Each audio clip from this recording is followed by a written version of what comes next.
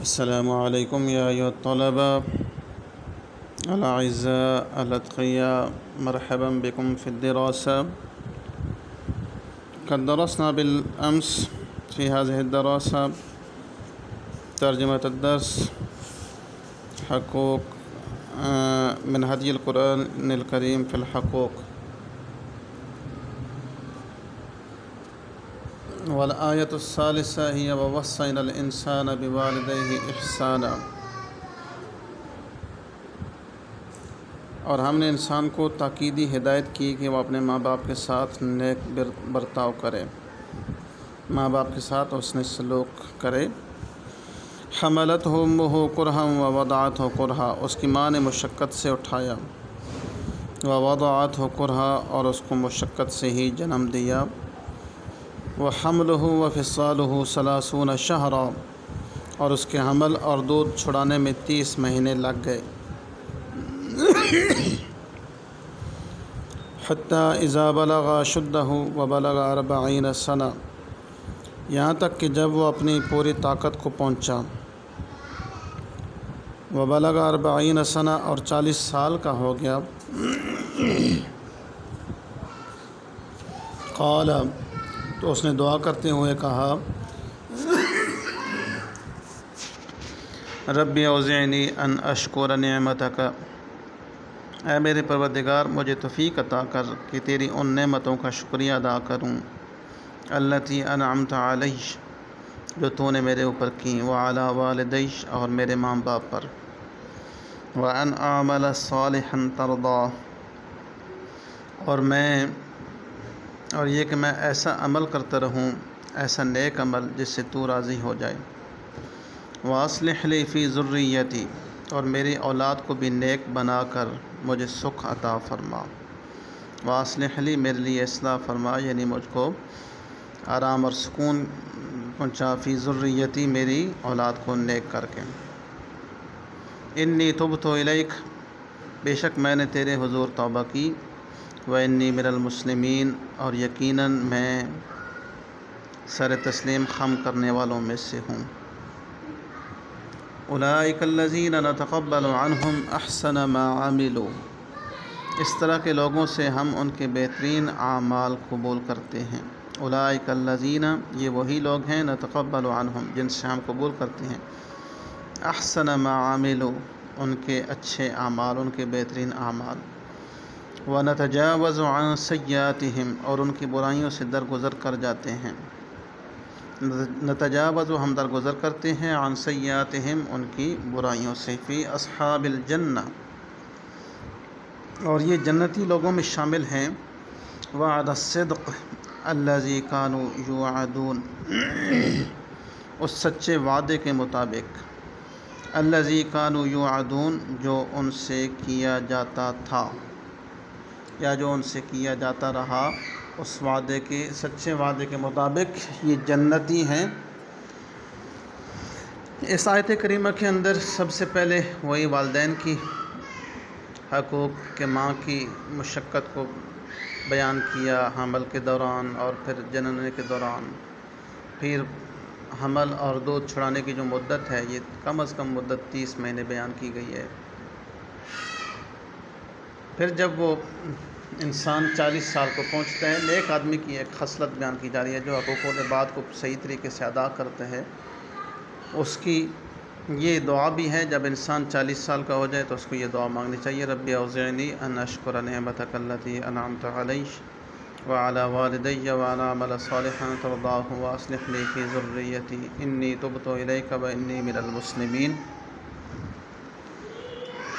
پھر اس کے بعد اللہ رب العزت نے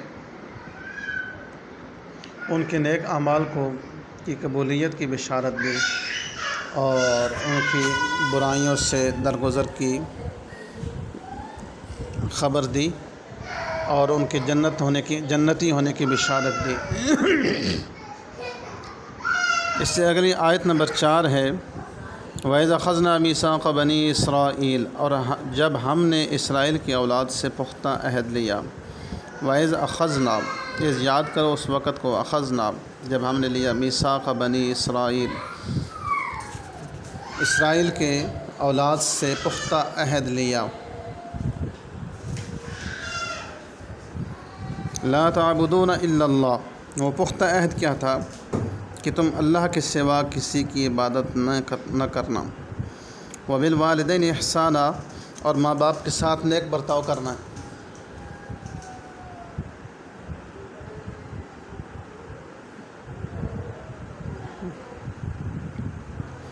وذی القربیٰ، اور قریبی رشتہ داروں کے ساتھ، والیتامیٰ، یتیموں کے ساتھ، والمساکین، اور مسکینوں کے ساتھ بھی حسن سلوک کرنا۔ وقولوا للناس حسنا، اور لوگوں سے اچھی بات کہو۔ واقیموا الصلاۃ، اور نماز قائم کرو۔ وآتوا الزکاۃ، اور زکوٰۃ دیتے رہو۔ ثم تولیتم، پھر تم پھر گئے، الا قلیلا منکم، سوائے تم میں سے تھوڑے لوگوں کے، اس عہد سے پھر گئے۔ وانتم معرضون، اور تم ہی ہو روگردانی کرنے والے۔ اس آیت کے اندر بھی حقوق العباد کے حوالے سے بنی اسرائیل حضرت یعقوب علیہ السلام کا لقب تھا، اور ان کی جو اولاد ہے وہ بنی اسرائیل کہلائی تھی۔ ان سے عہد لیا گیا تھا۔ یہ پہلے پارے کے اندر بھی ہے کہ حضرت اسحاق علیہ السلام اور حضرت یعقوب علیہ السلام اور حضرت اسحاق علیہ السلام اور حضرت ابراہیم علیہ السلام نے قوم سے عہد لیا تھا کہ ہمارے بعد تم نے کسی اور کی عبادت نہیں کرنی سوائے اللہ کے۔ اسی عہد کو بیان کیا گیا ہے کہ لا تعبدون الا اللہ، اور یعنی یہ تو حقوق اللہ تھے۔ حقوق اللہ کے بعد حقوق العباد کی بات آئی تو سب سے پہلے والدین کے ساتھ احسان کا حکم دیا گیا، پھر قریبی رشتہ داروں کے ساتھ نیکی کا، پھر یتیموں کے ساتھ، مسکینوں کے ساتھ۔ تو یہ معاشرے سوسائٹی کے اندر وہ لوگ ہیں جن کے حقوق ہم پر فرض ہیں، جن کی ادائیگی ہم پر لازم ہے۔ وقولوا للناس حسنا، اور لوگوں سے اچھی بات کرنا۔ واقیموا الصلاۃ وآتوا الزکاۃ۔ تو اس عہد سے تم میں سے چند لوگوں کے علاوہ باقی سب پھر گئے تھے اور تم نے اس سے روگردانی کی۔ آیت نمبر 5 ہے جی، یسألونک ماذا ينفقون، وہ آپ سے پوچھتے ہیں کہ وہ کیا خرچ کریں۔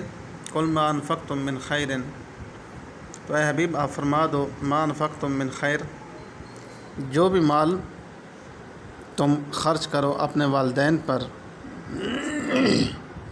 من خیر، جو بھی مال تم خرچ کرو گے وہ خیر ہی ہوگا، فللوالدین، وہ والدین کے پر خرچ کرو، والاقربین، قریبی رشتہ داروں پر، والیتامیٰ، یتیموں پر، والمساکین، مسکینوں پر، وابن السبیل، اور مسافروں پر خرچ کرو۔ وما تفعلوا من خیر، اور جو بھلائی بھی تم کرو گے، فإن اللہ بہ علیم، تو یقیناً اللہ تعالیٰ اس سے باخبر ہوگا۔ اس سے اگلی آیت ہے، وَاعْبُدُوا اللَّهَ وَلَا تُشْرِكُوا بِهِ شَيْئًا، تم اللہ کی عبادت کرو اور اس کے ساتھ کسی کو شریک مت ٹھہراؤ۔ وَبِالْوَالِدَيْنِ إِحْسَانًا، اور والدین کے ساتھ نیکی کرو۔ وَبِذِي الْقُرْبَىٰ، قریبی رشتہ داروں کے ساتھ بھی نیکی کرو۔ وَالْيَتَامَىٰ، یتیموں کے ساتھ۔ وَالْمَسَاکِین، مسکینوں کے ساتھ۔ وَالْجَارِ ذِي الْقُرْبَىٰ، اور وہ پڑوسی جو قریبی رشتہ دار بھی ہے۔ وَالْجَارِ الْجُنُوبِ، پھر وہ پڑوسی جو جس کا گھر آپ کے گھر کے ساتھ ہے۔ وَالصَّاحِبِ بِالْجَنبِ، پھر وہ آدمی جو آپ کے پڑوسی کا پڑوسی ہے۔ وابن السبیل، اور مسافر۔ وما ملکت ایمانکم، اور جو تمہارے غلام ہیں ان کے ساتھ نیکی کرو۔ ان اللہ لا يحب من کان مختالا فخورا، یقیناً اللہ تعالیٰ لا يحب، پسند نہیں کرتا، من کان مختالا، جو مغرور ہو، فخورا، اور متکبر ہو، فخر کرنے والا ہو۔ اس آیت کے اندر بھی جو لوگ بیان کیے گئے ہیں ان میں سب سے پہلے والدین کے بعد قریبی رشتہ دار، اور یتیم مسکین کے بعد پھر پڑوسیوں کی جب بات آئی تو پڑوسیوں میں سب سے پہلے قرابت دار پڑوسی، پھر جار الجنوب یعنی پہلو والے پڑوسی، اور وصاحب بالجنب، اور پڑوسیوں کے پڑوسی، وابن السبیل، اور مسافر۔ وما ملکت ایمانکم، اور زیر دستوں کے ساتھ اس نے سلوک روا رکھنے کا حکم دیا گیا ہے۔ غلاموں کے ساتھ۔ آخری آیت نمبر 7 ہے جی، وَلَا يَأْتَلِ أُولُو الْفَضْلِ مِنْكُمْ وَالسَّعَةِ، اور تم میں جو لوگ صاحب فضل اور صاحب کشائش ہیں وہ اس بات کی قسم نہ کھائیں، وَلَا يَأْتَلِ قسم نہ کھائیں، اولو الفضل فضل والے منکم تم میں سے، والسعة اور جو وسعت والے ہیں، یعنی جن کے اللہ تعالیٰ نے جن کے رزق میں کشادگی رکھی ہے، ان یؤتوا اولی القربی والمساکین والمہاجرین فی سبیل اللہ، کہ وہ اپنے رشتہ داروں والمساکین اور مسکینوں، والمہاجرون فی سبیل اللہ اور ہجرت کرنے والوں کی مالی امداد نہیں دیں گے، ولیعفوا ولیصفحوا ان کو چاہیے کہ وہ معاف کرتے رہیں، ولیصفحوا اور درگزر کرتے رہیں، الا تحبون کیا تم یہ پسند نہیں کرتے، ان یغفر اللہ لکم کہ اللہ تعالیٰ تمہاری مغفرت فرمائے، واللہ غفور الرحیم یقین اللہ تعالیٰ بہت زیادہ بخشنے اور رحم فرمانے والا ہے۔ ختمت هذا الدرس بالترجمة، وسنلتقي بالغد إن شاء الله وسندرس التمارين، والسلام عليكم ورحمة الله وبركاته۔